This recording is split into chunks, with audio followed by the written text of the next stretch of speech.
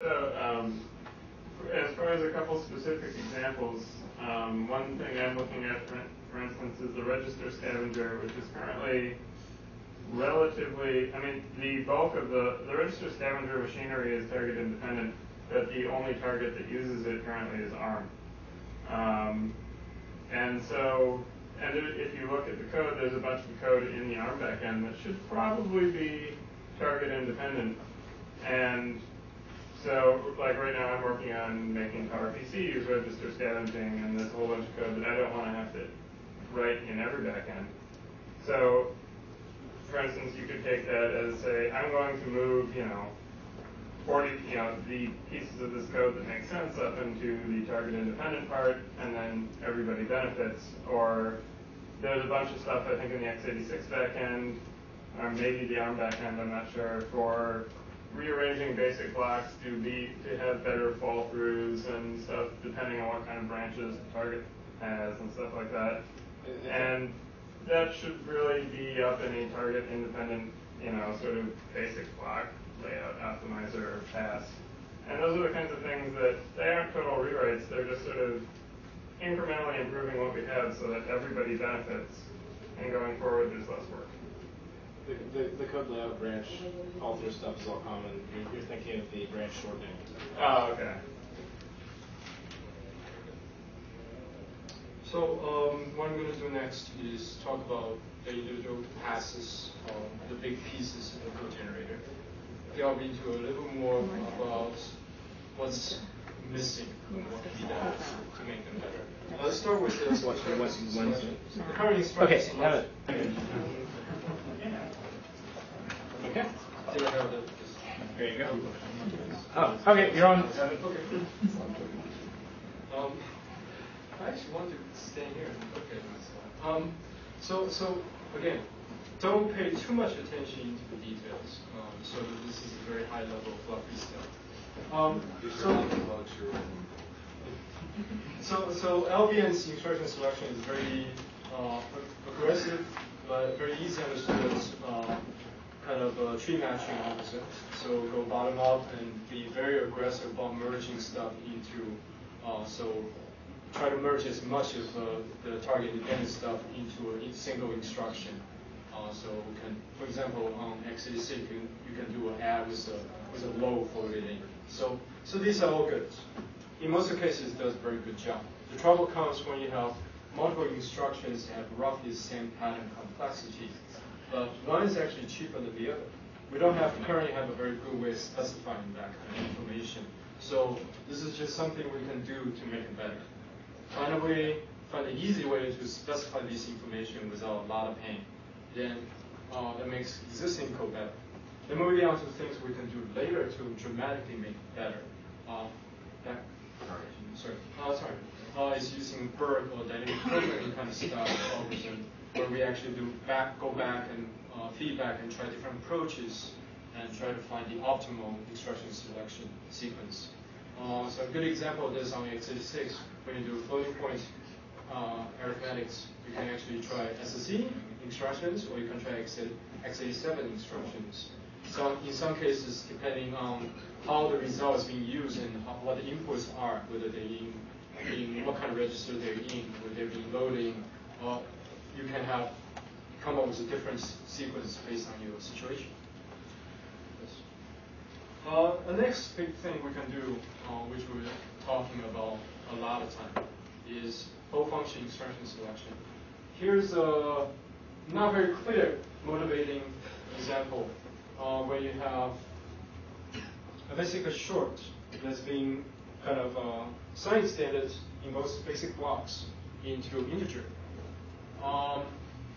We would have been much better to have hoist that sign extension to the entry block, but we don't, because the information is not being conveyed correctly between blocks. That's because we have already divided the DAGs into basic blocks before instruction selection. So if we can do whole function instruction selection, this kind of trouble can be fixed, and fixed very eloquently rather than with a lot of hacks and extension to the data structure.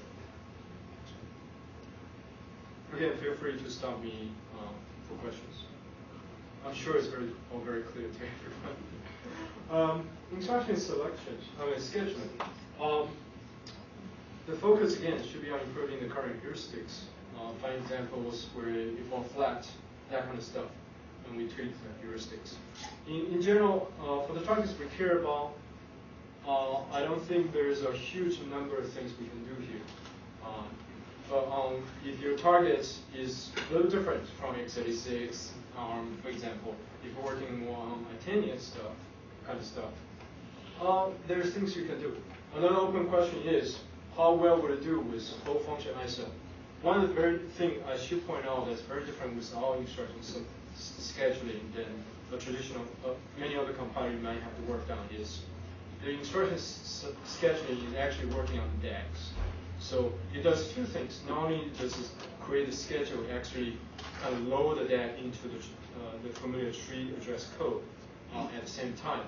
So it's great for compile time, but it's a little bit different. We eliminate the pass where you translate DAG into street address code and do the to add the dependency to them. But how would it work with when you are operating if your instruction selection is operating on whole function in time? All of a sudden, it's not so clear where the basic blocks are. So there's some work needs to be done there. It's a potentially very interesting problem. Again, going back to depending on your target, you may benefit from other kind of scheduling heuristics. Beyond basic block, where you want to do super block, hyper block, what have you. Another thing is post allocation schedule is also something on the kind of to-do list for some of the targets we care about. Then comes to a topic that's near and dear to my heart, and keeping me awake at night. The reciprocator. There's been kind of a lot of interest in reciprocator recently. The reciprocator, again, I should point out, works quite well in 90% of the cases, probably more. But there are cases where it falls flat. Probably the primary reason when it falls flat is we do too aggressive copy coalescing, and we don't have a way of counter that effect after we already made those decisions early on. So that's two parts of the problem. One is we just create way too many copies in the first place, because going from SSA to something that's not quite SSA does require you to introduce copies. But we can do a better job by having a smarter feed elimination paths, using dominated information. There's all kinds of algorithms and kind of information out there on how to do that.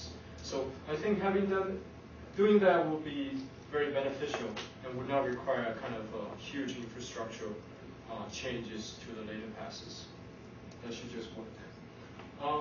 The other thing is to have a better live interval representation where we keep information in a more kind of where we keep more information that will allow us to do live range splitting. So keeping more of depth and use information around without too much overhead will be very beneficial. Also, again, clean up the copy coalescing issues because it's way too complicated for me to understand. And having just better heuristic for spill width to decide what to spill, especially if we may require some more loop information available to know what's loop invariant, what's live swap, that kind of stuff.